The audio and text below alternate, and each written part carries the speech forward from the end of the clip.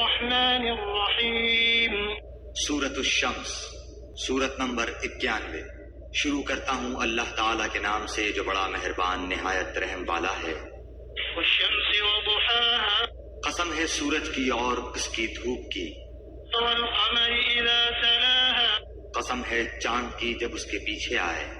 والنهار اذا جلاها، قسم ہے دن کی جب سورج کو نمایاں کرے۔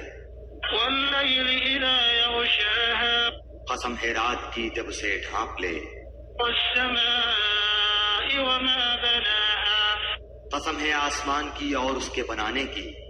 والارض وما طحاها، قسم ہے زمین کی اور اسے ہموار کرنے کی۔ ونفس وما سواها، قسم ہے نفس کی اور اسے درست بنانے کی۔ فألهمها فجورها وتقواها، پھر سمجھ دی اس کو بدکاری کی اور بچ کر چلنے کی۔ قد أفلح من زكاها، جس نے اسے پاک کیا وہ کامیاب ہوا، وقد خاب من دساها، اور جس نے اسے خاک میں ملا دیا وہ ناکام ہوا۔ كذبت ثمود بطغواها، قوم سمود نے اپنی سرکشی کے باعث جھٹلایا، إذ انبعث أشقاها، جب ان میں کا بڑا بدبخت اٹھ کھڑا ہوا۔